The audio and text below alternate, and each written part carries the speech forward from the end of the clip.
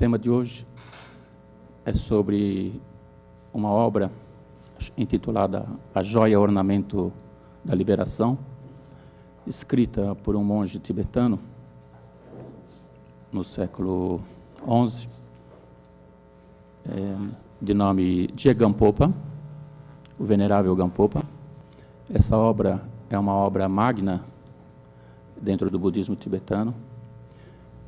Ela continua atual até hoje.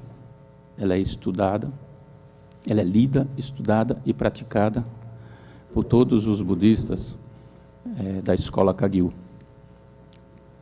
escola da tradição oral. Nesta palestra, eu vou falar um pouco sobre o autor e um pouco sobre as circunstâncias em que a obra foi escrita e sobre a obra propriamente dita, sobre o conteúdo da obra e a importância que ela tem para nós, mesmo sendo separado de quando foi escrita por cerca de uns 9 séculos. Je Gampopa, ele nasceu, como eu disse, no século XI, o ano 1059, e ele viveu 74 anos. Ele nasceu numa família relativamente abastada. O seu pai era uma pessoa muito culta e ele recebeu uma educação muito esmerada e recebeu uma formação que o levou a se tornar um médico, a praticar as artes médicas da época. E também, como era muito comum, recebeu uma formação religiosa muito boa. Ele se casou, ainda muito jovem, e teve 2 filhos. Pouco depois que seus filhos nasceram, ocorreu uma epidemia na região em que ele habitava, e que fez com que seus 2 filhos falecessem. E sua mulher também caiu muito doente. E, apesar de toda a arte médica que ele detinha, ele não conseguiu salvar os filhos e também não estava conseguindo salvar a esposa. E a esposa estava com um sofrimento muito atroz durante um período muito longo. E ele mesmo chegava para ela e falava que seria melhor que ela abandonasse aquele desejo que ela tinha de viver, porque o sofrimento era muito grande. Ela estava muito apegada à vida. E ela, numa das vezes em que ele, ao seu leito, pedia para ela que não se preocupasse tanto e que fizesse uma passagem tranquila, ela disse que ela não conseguia porque estava muito apegada a ele. Ela não conseguia ir embora, sabendo que ele iria continuar, iria levar uma vida, talvez com outra pessoa mais tarde. E ele falou para ela que ela não devia se preocupar por conta disso, porque ele já tinha tomado a decisão de se tornar monge, independente do que viesse a acontecer. E ela, então, faleceu. E foi quando Je Gampopa, logo após o falecimento e logo depois de ter feito as exéquias da esposa, realmente ingressou num mosteiro, onde recebeu toda a formação de monge e se tornou também um monge muito erudito. Je Gampopa, ele ingressou numa escola muito antiga, hoje não existente, chamada Escola Kadampa. Era uma escola muito rigorosa e de seres muito virtuosos, praticantes muito austeros. E ele recebeu essa formação também muito austera e uma formação, do ponto de vista intelectual, muito forte. E se tornou um praticante extremamente realizado. E, por alguns anos, ele continuou praticando. Ele recebeu o nome de Sonam Rinchen. Sonam significa mérito, Rinchen significa precioso. Então, o nome que ele recebeu de monge foi o mérito precioso, ou o precioso mérito. Certa vez, enquanto ele praticava, ele viu uma conversa de 3 mendigos. E nessa conversa de 3 mendigos, um deles eles estavam conversando sobre o que eles gostariam, um falando que gostaria, que daria tudo para ter um prato de comida, outro dizendo que daria tudo para ter não só um prato, mas um banquete. O terceiro dizia que tudo aquilo que eles queriam não era nada, que o mais importante era se eles pudessem encontrar Milarepa. E quando o Gampopa ouviu o nome de Milarepa, ele sentiu assim, no seu corpo, um tremor, algo que o deixou muito emocionado, só por ouvir o nome de Milarepa. E, imediatamente ele se dirigiu a esse mendigo e falou: quem é esse Milarepa? E o mendigo disse para ele: Milarepa é um grande yogi, que mora longe daqui, solitário, um praticante realizado, e que hoje tem muitos discípulos. E Gampopa falou: mas eu preciso ver esse Milarepa. E aí o mendigo falou: olha, é muito difícil para ver Milarepa, é muito difícil para encontrá-lo. Mas foi tanta a insistência de Gampopa que o mendigo aceitou em levá-lo até Milarepa. E aí Gampopa começou a sua jornada em busca de Milarepa. E foi uma jornada muito difícil. Várias vezes ele encontrou obstáculos fortíssimos que seriam suficientes para fazer qualquer pessoa desistir. Não obstante, ele continuou, e acabou por chegar até onde estava Milarepa.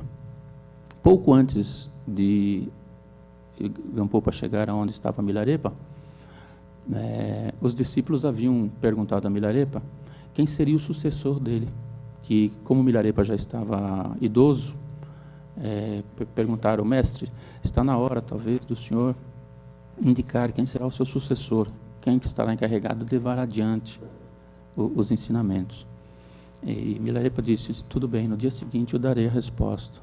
E no dia seguinte ele reuniu os discípulos e disse que o discípulo dele estaria por chegar, o discípulo que seria aquele que iria seguir, levar os ensinamentos adiante, e que era um médico. Ele era conhecido como o médico. E o Milarepa deu, então, ordens para que ele fosse muito bem acolhido. Quando o Gampopa estava chegando perto de onde estava Milarepa, na região que estava Milarepa, ele foi reconhecido. E quando ele foi reconhecido, então as pessoas disseram: você deve ser aquele que o mestre disse que viria, a pessoa excepcional que vai dar continuidade aos ensinamentos. E aí ele ficou todo orgulhoso por conta disso.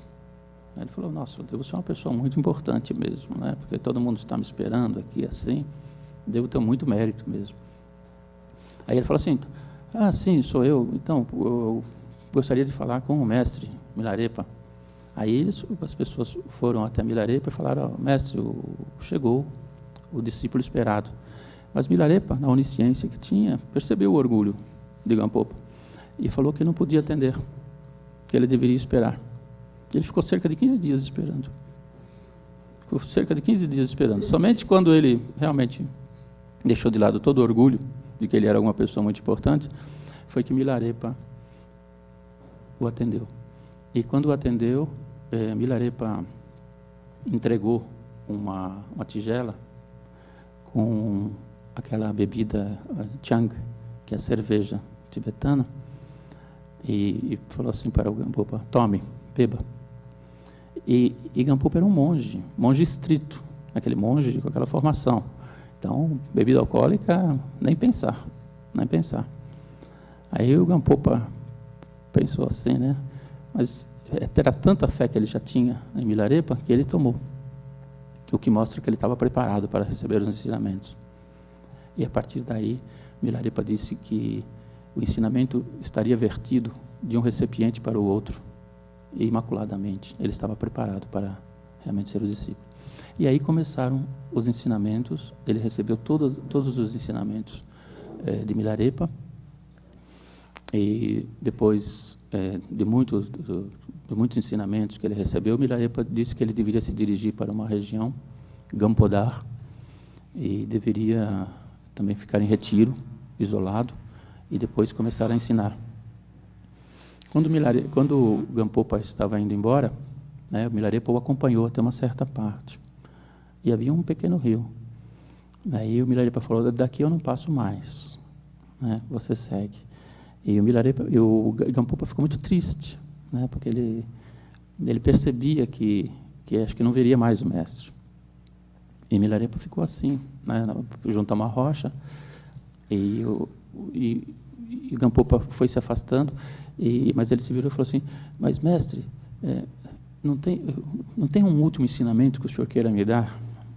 Aí o Milarepa falou: eu já dei todos os ensinamentos, eu não tenho mais nada a passar para você. Tudo o que eu sei, eu já passei para você. Aí ele falou: mas mestre, não há mais nada mesmo, né? Aí é o sentimento de perda. E Milarepa falou: não, pode ir. Gampopa se dirigiu, então, a essa região onde Milarepa o enviou, e fundou mosteiros e passou a ter um grande número de discípulos. E o tempo realmente é muito pequeno para que a gente diga sobre a importância de Gampopa. Para vocês terem uma ideia, Gampopa está na origem das escolas Kagyu, que é uma das 4 grandes escolas do budismo tibetano. Tudo aquilo que nós sabemos hoje de escola Kagyu, elas tiveram em Gampopa um grande codificador, porque Gampopa recebeu os ensinamentos tântricos e os ensinamentos de Mahamudra de Milarepa, e ele juntou com os ensinamentos Kadampa e construiu o que hoje é ensinado dentro da escola Kagyu. Os Kagyu, eles têm uma formação de eremitas, de pessoas que se retiravam no estilo do Milarepa, de yogis mesmo, e de praticantes estritos. O que o Gampopa fez foi dar uma solidez teórica assim, e uma formação de base muito forte para todos aqueles que no futuro iriam praticar dentro dessa escola, que é chamada na transmissão oral. Na transmissão oral, porque o ensinamento é dado de boca para ouvido, de mestre para discípulo. E Gampopa não só esteve na origem dessas escolas, ele foi, por exemplo, o primeiro Karmapa foi seu discípulo. E hoje o Karmapa é considerado o chefe espiritual de todas as escolas Kagyu, que são 4 grandes e 8 pequenas. Mas ele também deixou muitas obras importantes. E a joia de todas, a obra clássica, a obra magna, a mais importante, sem dúvida nenhuma, principalmente para os principiantes como nós, foi aquela intitulada A Joia Ornamento da Liberação. Em tibetano é um nome longo, mas Tar Rinpoche Chin. Tar, liberação, Rinpoche, precioso, Chin, ornamento. Por que tem esse nome, a joia ornamento da liberação? Joia, porque se refere aos ensinamentos que são dados, que são como uma joia. Não como uma joia, uma pedra preciosa, mas o que na literatura budista é colocado como uma joia que satisfaz todos os desejos. Toda a literatura budista sempre fala numa joia que satisfaz todos os desejos.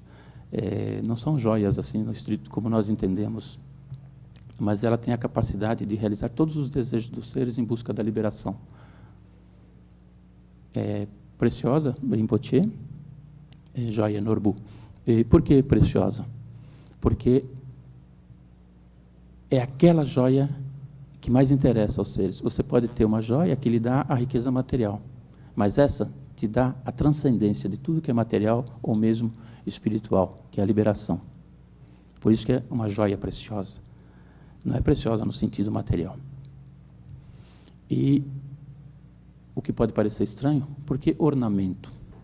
Porque a ideia de ornamento traz à mente a noção de enfeite, de adorno. Só que ornamento aqui é mais no sentido de clareza. É como se fosse um espelho no qual você pudesse contemplar a sabedoria. E é por isso que recebeu esse nome. Joia ornamento da liberação. É uma joia que é um ornamento que permite com que você veja a sabedoria, né, e possa realmente praticar de acordo. E que leva aqui a liberação. A prática dessa sabedoria leva à liberação. Por isso que tem a joia ornamento da liberação. O livro de Gampopa, ele é extremamente simples na concepção. Gampopa, nós devemos entender que é uma pessoa muito bem cultivada, muito bem formada, e um raciocínio lógico muito grande. E ele seguiu, assim, a tradição no sentido de fazer uma obra que pudesse, ao mesmo tempo, ser altamente esclarecedora, o que fosse mais importante para as pessoas, e também que pudesse ser fácil de memorizar. Há que entender que muitas das obras budistas, elas são feitas para que aquele que vai estudá-la memorize. É muito comum os monges memorizarem obras, livros inteiros. Eles são treinados desde pequeno, quando eles entram nos mosteiros, na memorização dos textos e também na memorização dos comentários. E, ao mesmo tempo que eles são treinados na memorização, eles recebem as instruções sobre o significado daquilo que está colocado no texto principal e nos comentários. É por isso que, na maior parte das vezes, nós vemos os monges, ou os lamas, quando estão ensinando, eles citarem de cabeça as passagens, eles não usam recursos a livros, e eles citam exatamente como foi escrito. Eles têm, ela é escrita numa certa métrica que permite com que a pessoa, que facilita a memorização. E Gampopa, ele escreveu um livro que ele tem qualidades literárias elevadas, e também quanto ao conteúdo. É uma obra que hoje é considerada um clássico do budismo tibetano. Ela é reputada, estudada em todas as escolas budistas, não só na escola Kagyu. Então, isso quanto ao homem e quanto à obra, quanto à origem da obra. Nós teríamos que falar um pouquinho sobre o conteúdo. Para falar sobre o conteúdo, talvez valha a pena contextualizar um pouco sobre alguns princípios de base do budismo.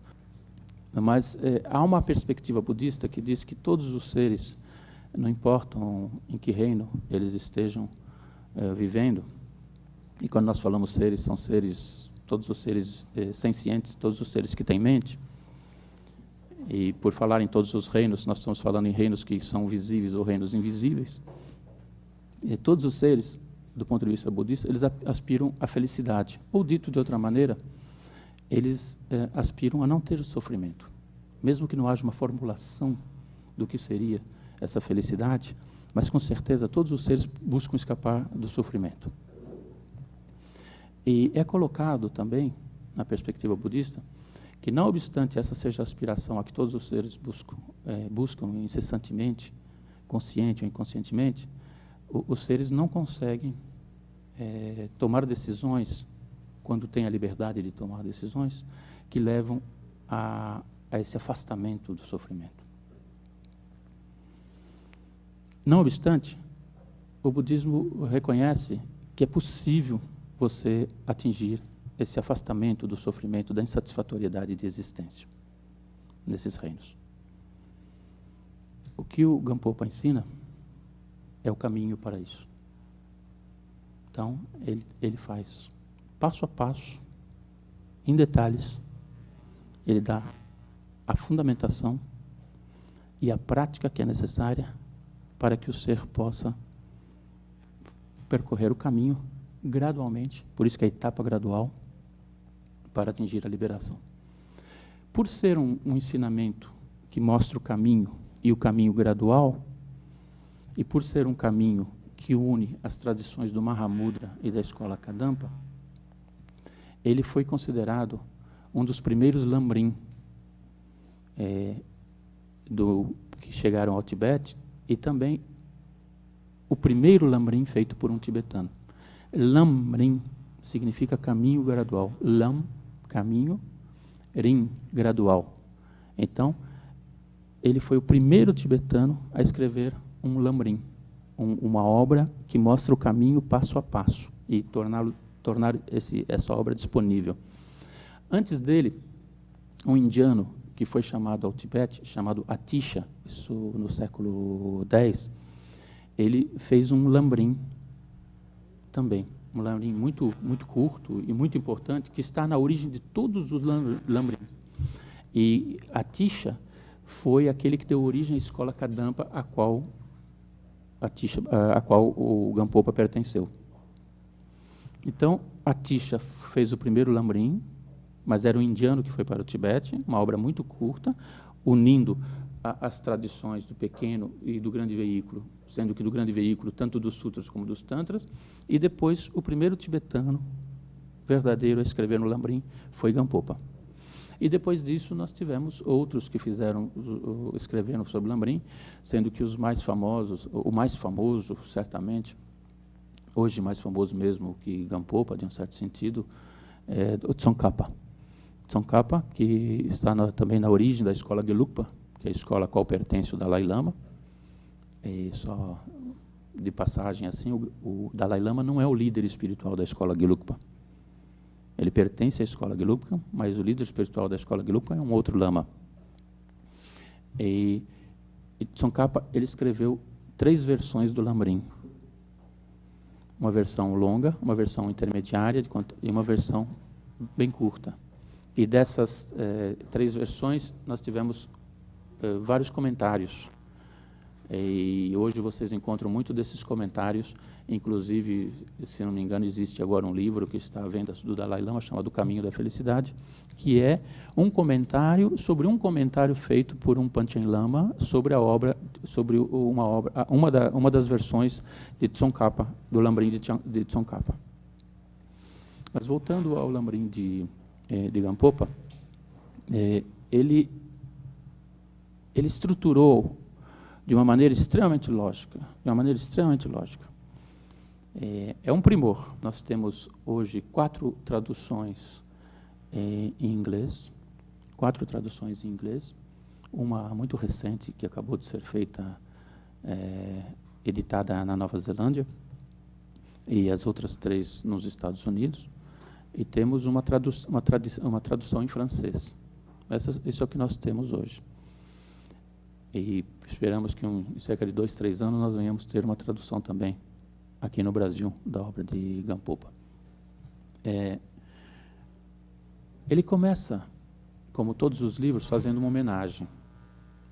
É muito comum que os autores, os lamas que vão escrever algum livro, eles fazem uma homenagem. E pela homenagem, pelo título da obra e pela homenagem, qualquer lama versado sabe o que a obra trata e em que categoria que ela se inscreve. Por exemplo, ou pode ser uma obra que fala sobre os sutras, ou pode ser uma obra que fala sobre Vinaya, que é a disciplina, que trata da disciplina monástica, ou é uma obra que trata do Abhidhamma, que é Abhidhamma significa Abhi, superior, elevado, Dhamma, ensinamento superior. A obra de Gampopa, ela se enquadra na categoria de comentários feitos em cima do Abhidhamma. E é por isso que ele dedica a obra, inicialmente, primeiro a Manjushri, que é o Bodhisattva da sabedoria. Então, todas as obras que são sobre sabedoria, que tratam do aspecto de sabedoria, Abhidhamma, o ensinamento superior, o aspecto de sabedoria do ensinamento, normalmente trazem essa dedicatória a Manjushri. E o juvenil, como é chamado. E também ele faz, claro, ele presta homenagem aos lamas da linhagem e presta homenagem ao seu mestre Milarepa. E aí ele faz um preâmbulo que tem 1,5 páginas. Nesse preâmbulo, que tem 1,5 páginas, ele fala tudo o que precisa ser falado sobre o livro. Ele diz tudo o que precisa ser falado sobre o livro. A partir daí, o livro nada mais é do que um desdobramento de cada etapa, cada ponto que foi tratado. A primeira frase que ele tem, que ele coloca nesse preâmbulo, é que todos os fenômenos possíveis e imagináveis, eles podem pertencer ou ao samsara ou ao nirvana. Então, ele diz que tudo o que ocorre e tudo que nós podemos imaginar, quer dizer, eles estão englobados ou no samsara ou no nirvana. O samsara seria, por exemplo, o nosso estado atual de existência. O estado atual de existência dos seres. O nirvana é aquele estado em que os seres teriam eliminado os obstáculos à sabedoria dentro do samsara e passariam, então, a gozar de certas características ou de certos aspectos que eles não têm no samsara. Para que isso fique claro, para que as pessoas não especulem muito, e tudo aquilo que você pensar em especular no livro do Gampopa, logo em seguida ele dá uma explicação. Quando você fala, mas o que é exatamente isso? Ele já vem com a explicação. E é por isso que é um livro fabuloso, porque ele vai te explicando passo a passo todas as coisas, todas as dúvidas que você pode ter. Logo em seguida, se todos os fenômenos estão englobados ou no samsara ou no nirvana, ele faz a pergunta, o que diferencia um do outro? Qual a diferença que existe entre um e outro? E ele diz o seguinte, ele analisa sobre 3 pontos de vista. Ele fala, não há nenhuma diferença do ponto de vista de essência entre o samsara e o nirvana. Isso é um ponto muito difícil. Ele está dizendo o seguinte, do ponto de vista da essência, daquilo que constitui o fundamento, tanto do samsara como do nirvana, não há diferença nenhuma. Os dois sendo aquilo que nós chamamos de shunyata, em sânscrito, ou vacuidade. Esse é um ponto muito difícil. Mas, embora nós não tenhamos a possibilidade de tratar nesse curto espaço de tempo sobre as implicações dessa afirmação, o que eu gostaria de ressaltar aqui é o fato dele dizer que, em essência, não há diferença. Não há uma coisa como um samsara aqui e um nirvana aqui, como se fosse um lugar que você pudesse ir, como se fosse uma destinação que você pudesse tomar. Isso é uma coisa muito importante. Quer dizer, não é como se você tivesse um paraíso ao lado, no qual, por algum tipo de coisa que você fizesse, você pudesse se dirigir.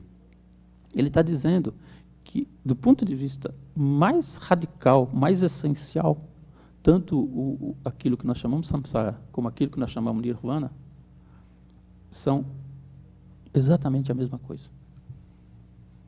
Mas se, do ponto de vista de sua essência, tanto o samsara como o nirvana constituem a mesma coisa, o que é que faz a diferença? Onde é que está a diferença? Aí é que ele começa a discutir. Ele fala, por exemplo, que o samsara e nirvana têm a mesma essência, mas no samsara a manifestação ela está caracterizada pelo sofrimento. E no nirvana, pela ausência desse sofrimento.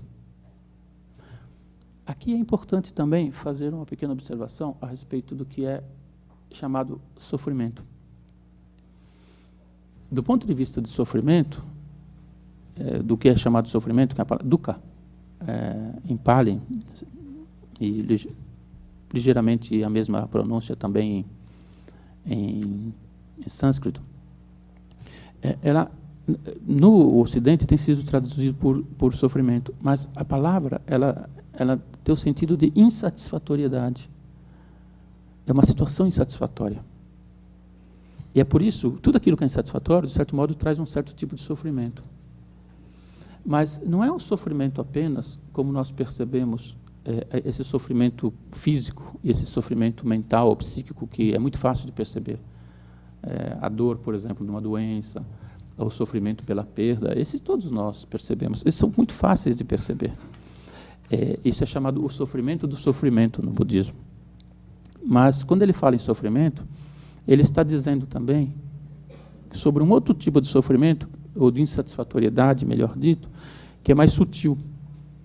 Por exemplo, o que ele chama do sofrimento da mudança. Não o Gampopa, isso é o ensinamento do Sr. Buda original. O sofrimento da mudança. É que toda situação feliz, ela traz em si um germe de insatisfação também, porque você não pode mantê-la. Por conta da impermanência, por isso que é o sofrimento da mudança. A mudança, ela traz consigo essa insatisfatoriedade. Que tipo de insatisfatoriedade é essa? É uma coisa muito sutil. O ensinamento não está sendo dito que você não será feliz quando você estiver numa situação feliz. Não é isso. Mas é o fato de que você vai querer se apegar a esse estado de felicidade sem poder mantê-lo, por causa da impermanência. É natural, é na ordem natural das coisas que ao estado de infelicidade virá um estado de menor felicidade, o que causa essa insatisfatoriedade. Então, não é um não reconhecimento da felicidade ou de estados felizes que existem, claro, mas é o fato de que mesmo os estados felizes trazem consigo um germe de insatisfatoriedade. E há um terceiro tipo de sofrimento, que é o sofrimento ou insatisfatoriedade que impregna a existência no samsara. Na verdade, esse terceiro tipo de sofrimento, ele abarca todos os outros dois, porque ele é o aspecto filosófico profundo da visão de como as coisas funcionam no samsara, apresentada pelo budismo. Há uma passagem bonita nos capítulos posteriores do livro do Gampopa, em que ele diz que os seres comuns como nós, com relação a esse sofrimento mais filosófico, esse sofrimento que tudo impregna, mas que não é fácil de ver, é como se fosse um cílio na palma da mão. Você não percebe. Se você pegar um cílio e colocar na palma da mão, você não percebe esse sofrimento. Porque você costuma perceber o sofrimento, só aquele que é mais agoniante para você, aquele que realmente te toca mais fortemente. Mas, para o Bodhisattva, para o ser realizado, que consegue ver as coisas como elas verdadeiramente são, é como se fosse um cílio nos olhos. Incomoda. Por quê? Porque quando ele olha a existência, ele consegue ver o sofrimento que permeia todas as coisas, a insatisfatoriedade que permeia todas as coisas. Então é por isso que o Gampopa, embora ele diga que do ponto de vista da essência, tanto samsara como nirvana são iguais, há uma característica que distingue os dois. Essa característica é que num existe o sofrimento e o outro, o sofrimento está ausente. O nirvana, então, está ausente o sofrimento. E todo o livro do Gampopa, portanto, vai ser de como você pode fazer essa travessia do sofrimento para o não sofrimento. E eu insisto em dizer que não é de um lugar para outro, porque os dois, em essência, têm a mesma essência. Aí ele faz algumas outras perguntas. Por exemplo, quem que sofre dos males do samsara? Então ele fala, os seres dos 6 reinos. Quem são os seres dos 6 reinos? Nós somos, do ponto de vista da cosmogonia budista, toda existência, ela se reparte em 6 reinos, dos quais nós estamos num desses 6 reinos. Mas que vão desde os reinos divinos mais excelsos, dos mundos sem forma, até os reinos infernais, onde o sofrimento é altamente intenso. Mas o interessante, ele diz, mesmo nos chamados reinos infernais, onde o sofrimento é incomensurável, é inimaginável, o que é muito fácil de entender, até os reinos mais excelsos, onde tem os deuses sem forma, lá também existe a insatisfatoriedade. É interessante isso, porque e que terá implicações sobre isso. Do ponto de vista budista, não bastaria, por exemplo, você levar uma vida com práticas simplesmente para galgar reinos. Isso não faz muito sentido para o budismo. Por mais que você possa fazer, e você pode fazer isso, claro, porque a sua existência é condicionada pelas suas ações, e se você tem ações ou atos que produzam esse tipo de efeito, você receberá esse efeito, sem sombra de dúvida. Por mais que você possa ter isso, do ponto de vista budista, ainda seria aquele cílio que está no olho, porque o Bodhisattva vê o sofrimento. Há reinos excelsos, onde mesmo a palavra sofrimento, ela é inimaginável. Onde qualquer menção a isso, não se coloca a palavra. Não se coloca a possibilidade de ter o sofrimento. No entanto, assim como houve um conjunto de causas que levou a esse estado de existência, há também conjuntos de causas que levam, por conta da mudança, a estados diferentes. E se você atingiu o que poderia ser talvez o mais alto dentro do samsara, a sua tendência não é permanecer, é cair. Então, por conta disso, sempre haverá a insatisfatoriedade. E é por isso que a palavra samsara significa você girar eternamente no ciclo de existência. Você gira em torno do quê? Não em torno do quê? Você gira nos reinos de existência. Não há um único ser nesta sala que já não tenha assumido uma forma de existência em algum desses reinos. Aliás, eu diria todas as formas de existência possíveis em todos esses reinos. Porque isso também é o que diz o Gampopa, quando ele diz, mas qual é o problema que existe em você, por exemplo, estar no samsara? Porque você sofre, né? Mas você também tem felicidade. Você, né? E as pessoas podem gostar, né, disso. Eu sofro, mas eu também sou feliz. Mas ele diz o seguinte, primeiro, que o sofrimento no samsara é infindável. E segundo, ele diz que o samsara também é reputado por não ter fim. Quer dizer, o samsara não é algo que vai acabar e que depois você poderá gozar de uma felicidade eterna. Você pode estar melhor hoje, mas o próprio estilo de vida que você leva, a forma como você leva, a tendência é que você tenha estados insatisfatórios de existência, e não estados satisfatórios. Isso, ele não faz apelo a nenhum tipo de mistificação, ele não está tentando convencer, basta que cada um olhe por si só. Os atos que nós cometemos enquanto humanos, por exemplo, são atos do corpo, da palavra e da mente. E nós podemos olhar para nós mesmos e olharmos a quantidade de atos puros ou virtuosos, e atos puros ou invirtuosos feitos com corpo, palavra e mente, que nós cometemos. E nós mesmo podemos fazer, colocar o fiel da balança para perceber por onde que nós poderemos renascer de acordo com a qualidade dos nossos atos. Então, o Gampopa, ele diz, tudo está englobado em samsara e nirvana. Embora não tenham a mesma essência, um é caracterizado por uma insatisfatoriedade imensa. E não tem fim. Não tem fim. E o outro é pela ausência desse sofrimento. Olha, o que origina um e outro? O que faz com que os seres estejam num ou no outro? A compreensão ou não da natureza dos dois.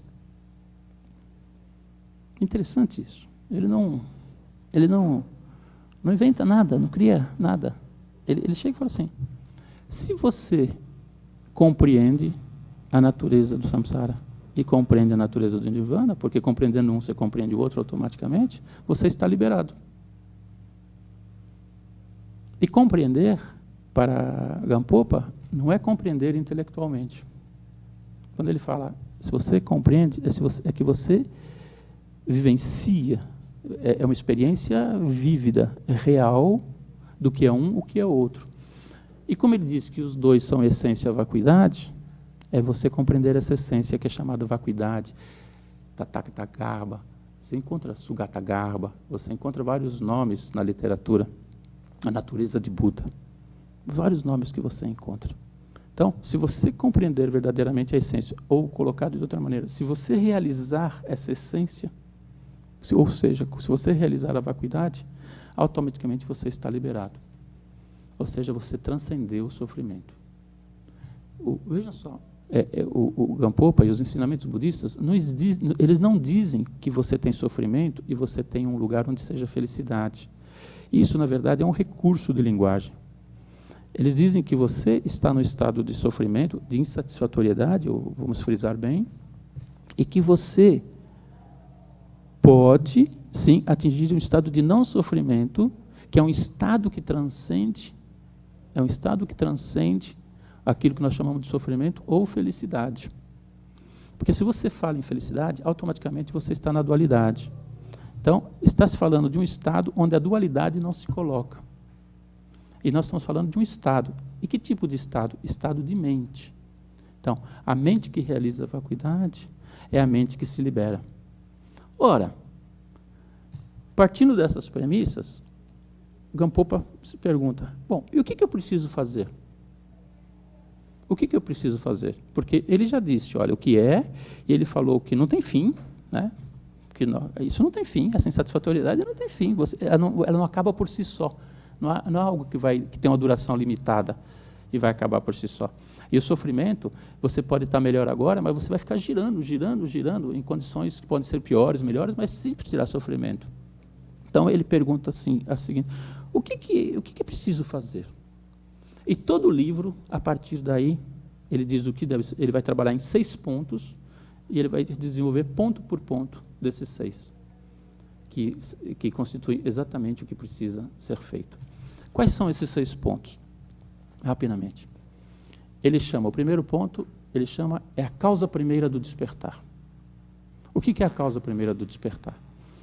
É que ele diz, quando ele fala a causa primeira para o despertar, ele está dizendo o seguinte: existem aqueles que podem, que vão poder atingir esse despertar, que é esse estado, que é o nirvana, chamado nirvana, e outros que não atingirão. Aí ele disse o seguinte: não, todos os seres em todos os reinos têm o mesmo potencial para atingir o despertar.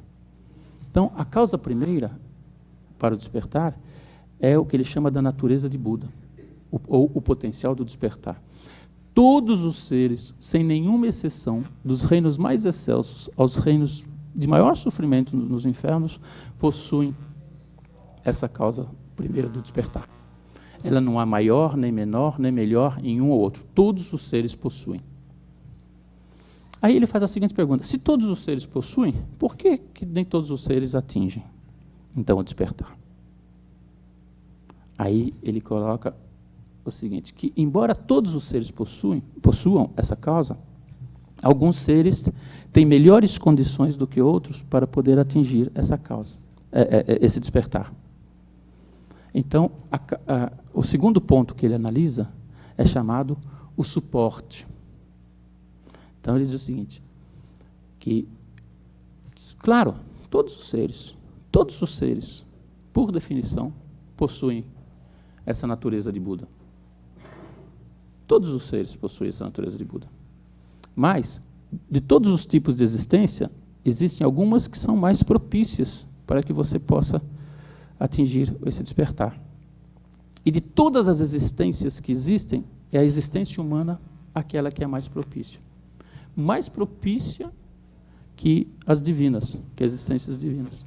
E certamente mais propícias que as existências, por exemplo, dos animais, claramente nós podemos entender, e dos reinos infernais, onde o sofrimento é tão intenso que não há possibilidade de se praticar. Mas ele chama atenção para o fato que, embora a existência humana seja aquela existência mais propícia, embora ela seja mais propícia, não é a mera existência humana que permite com que você atinja o despertar. Você precisa ter aquilo que ele chama a preciosa existência humana. E o que ele chama de preciosa existência humana? Todos aqui têm a existência humana. Mas quantos possuem a preciosa existência humana? Então, ele lista uma série de fatores que são chamadas liberdades, bênçãos e causas desfavoráveis, e 3 tipos de fé, que você faz, é uma espécie de checklist que você verifica se você tem ou não tem.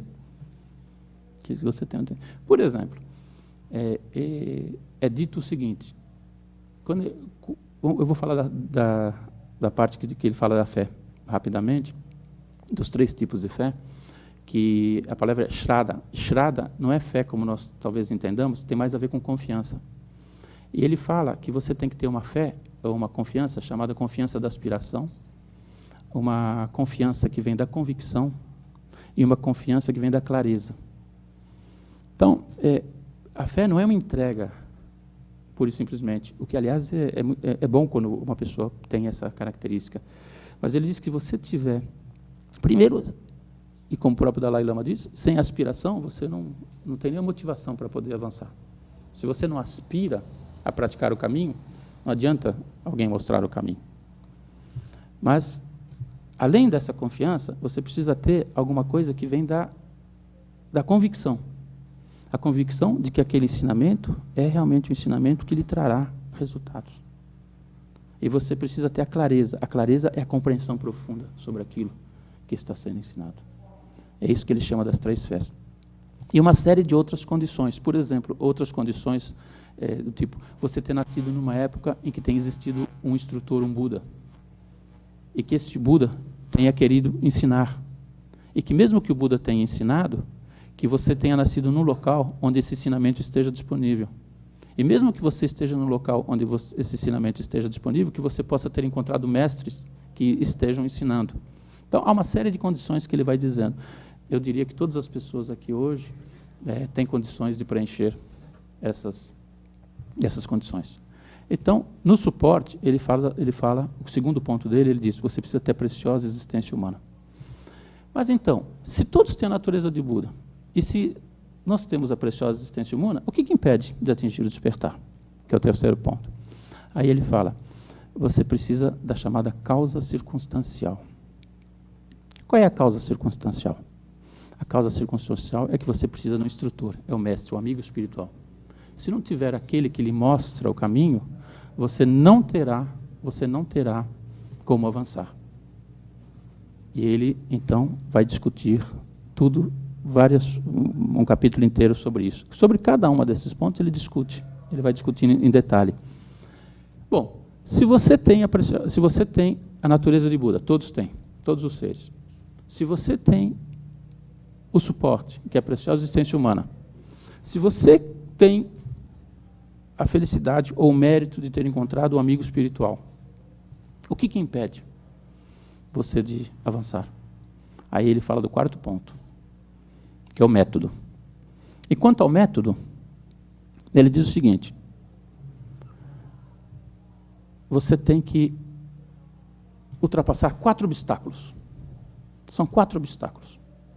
Se você não ultrapassar esses 4 obstáculos, mesmo que você tenha as outras condições, o que já não é muito fácil, você não avança. O primeiro obstáculo que você tem que ultrapassar é o apego aos prazeres do samsara.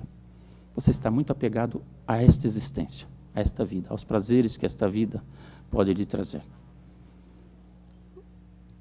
E ele diz qual é o antídoto para isso. Qual é o antídoto para isso? O antídoto para você combater esse apego excessivo a essa existência, a você querer se autoafirmar e achar que é aqui que você encontrará a felicidade, é você meditar sobre a impermanência e a morte. Aí ele fala do segundo obstáculo. Não basta você se livrar, o que já não é muito fácil, do apego a esta existência aqui. Você tem que se livrar também, combater o apego à existência no samsara. Ou seja, imaginar que você está fazendo práticas para ter renascimentos superiores, em reinos divinos ou céus, coisas desse tipo. Isso é uma forma de apego também. Você faz esperando uma recompensa. Então, se você estiver praticando, por mais meritório que seja a prática, é muito bom, diga-se de passagem, mas se sua perspectiva é de ter renascimentos melhores, superiores, isso constitui um obstáculo. E o antídoto a esse obstáculo, o antídoto que combate esse tipo de perspectiva, é a meditação na lei dos atos, da causa e efeito, ou seja, na lei do karma, e também na natureza insatisfatória do samsara. Então, são 2 tipos de meditação que você utiliza para combater isso. O terceiro obstáculo, ele vai indo ele está graduando tudo, é que mesmo que você consiga superar os 2 primeiros obstáculos, você pode estar praticando para atingir o nirvana para si mesmo. O que, de certo modo, não deixa de ser um egoísmo. É a minha libertação que importa. É a minha liberação que importa. É o que é chamado o apego à paz do nirvana. Isso é feito pelos Patyeka Budas, pelos chamados Budas solitários, e que não constituem o despertar último. Porque mesmo o despertar você pode fazer certas graduações. Seria o nirvana com resíduo, que é chamado na literatura. E aí, o antídoto é você meditar sobre o amor e a compaixão. Se você, superando esses 3 obstáculos, aí você tem um 4º obstáculo. Na verdade, eles ocorrem tudo ao mesmo tempo, não é isso? Aí você tem um 4º obstáculo. O 4º obstáculo é o desconhecimento do método. Você não saber qual é o método que você deve fazer. Você veja só, os 3 primeiros obstáculos, na verdade, nada mais são do que uma espécie de preliminares que você deve ultrapassar para poder praticar verdadeiramente o método. E é por isso que o 4º se refere ao método. E qual que é o método? O método é a produção da mente altruísta, ou aquilo que no budismo nós chamamos de bodhicitta, que se abre em duas grandes vertentes: amor e compaixão de um lado, ilimitados, grande amor, grande compaixão, que não tem a ver com o apego que nós tratamos, e sabedoria do outro, acumulação de mérito, amor e compaixão, e aqui sabedoria ou vacuidade. No limite, amor e sabedoria, grande amor, grande sabedoria, amor ilimitado, sabedoria e compaixão ilimitadas, nada mais são do que a expressão dessa vacuidade. Aliás, não há diferença entre um e outro. E você pratica, então, o mérito e pratica a sabedoria. Ou, dito de outra forma, você pratica as chamadas perfeições. É a prática das perfeições, que é o caminho de todos os bodhisattvas. Quais são as perfeições? Você pratica, na ordem, a generosidade, né? São 4 tipos de generosidade. Você pratica a conduta ética, que é a segunda perfeição. Você pratica a paciência, você pratica a perseverança. Essas 4 primeiras te ajudam a você praticar a chamada concentração, que é a concentração que permite absorção num ponto. E essa quinta, essas 4 mais essa quinta, permitem que você desenvolva a sabedoria. Esse é o caminho gradual. Todo o livro do Gampopa, quase todo o livro do Gampopa, a maior parte do livro do Gampopa, ele trata dessas práticas sobre o método. Ele trata uma parte do livro sobre esse preâmbulo e a primeira e a segunda condição, e quando ele chega na terceira condição, na quarta condição, ele começa a falar do método, e 80% é sobre isso. E a que leva ao resultado do método? Aí leva ao fruto, que é o 5º ponto dos 6 do Gampopa. O 5º ponto é o fruto, quer dizer, é você atingir o estado de Buda. E o que significa o estado de Buda? Aí nós chegamos ao 6º ponto, que é a atividade espontânea dos Budas, o que significa que aquele ser que realizou, que percorreu esse caminho, então ele passa a atuar como um Buda, livre de todos os obstáculos, a mente completamente realizada, livre de qualquer noção do que seja sofrimento ou não, ou felicidade. Transcendeu esse estado. Ele não precisa sair do lugar para isso. Ele não se deslocou para um outro reino, para um outro local, para um outro país, não tem nada disso. Ele realizou algo que é interior a ele. Então, na verdade, o que nós temos no Gampopa? Vamos fazer uma pequena síntese para finalizar. O livro do Gampopa não é um livro para você ler, para tomar conhecimento. É um livro que lhe dá instruções precisas sobre o que você deve praticar. Por isso que é um lamrim, um caminho gradual. Quer dizer, são as etapas graduais para o despertar. Ele mostra, ele fundamenta as coisas que ele fala. Todos os capítulos são capítulos assim, não só de uma grande erudição, mas a ideia são de grande erudição, mas a ideia dele não é mostrar para nós a erudição. A ideia dele é mostrar os fundamentos do que ele afirma, e tudo que ele fala, ele fala, por que eu falo isso? Por causa disso, disso, e ao mesmo tempo, e aí que a riqueza do livro é ele mostrar passo a passo o que você deve fazer. Passo a passo o que você deve fazer. É por isso que a maior parte do livro trata sobre o método. E o método está na prática das perfeições, que é o caminho de todos os bodhisattvas. E mais, o Gampopa deixa muito claro, você não tem muita saída fora disso. Você não tem saída fora disso. E, num comentário atual, eu diria que, independente da religião que você professe, e o budismo nunca se colocou como única religião, você sempre trabalha nessas duas vertentes. Ou acumulação de mérito, que tem a ver com as práticas virtuosas, ou acumulação de sabedoria, que é o entendimento profundo. O que difere as religiões, o que as religiões diferem uma das outras, normalmente é na parte da sabedoria, não é na parte da acumulação de mérito. Todas as religiões autênticas, se vocês olharem, elas pregam as mesmas coisas do ponto de vista de práticas de acumulação de mérito. A diferença ocorre na acumulação de sabedoria. Do ponto de vista da sabedoria no budismo, tem a ver com a compreensão da vacuidade. tem a ver com a compreensão da vacuidade. E essa compreensão da vacuidade,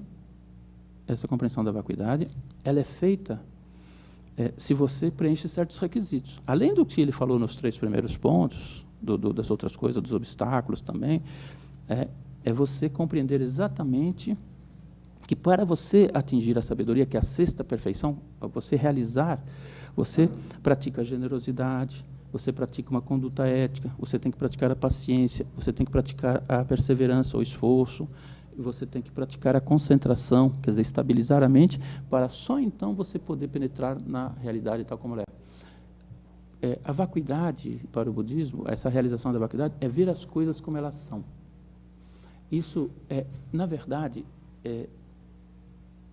o que difere um Buda daquele que não é um Buda, é que o Buda vê as coisas como elas são, e nós não vemos. Por que nós não vemos? Porque nós estamos envoltos pela ignorância fundamental, que é a não compreensão dessa vacuidade, e que dela decorre são as emoções perturbadoras que tingem a nossa maneira de agir. Aquelas chamadas emoções perturbadoras, tipo apego, aversão, e os decorrentes, que têm sua origem na ignorância fundamental, o não conhecimento da vacuidade, é que fazem com que nós continuemos no samsara. Se você conseguir quebrar esse círculo, automaticamente você está no nirvana.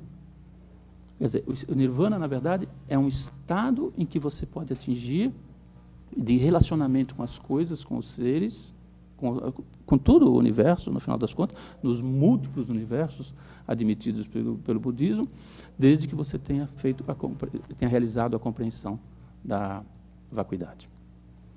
Então, o grande ensinamento do Gampopa é mostrar, passo a passo, o que você deve fazer, por que você deve fazer e onde você vai atingir. E te dá tudo que você precisa para isso. Tudo que você precisa para isso. E é por conta também disso que é o livro base que é utilizado nos ensinamentos, na formação dos monges e também de leigos, praticantes sérios que queiram percorrer o caminho.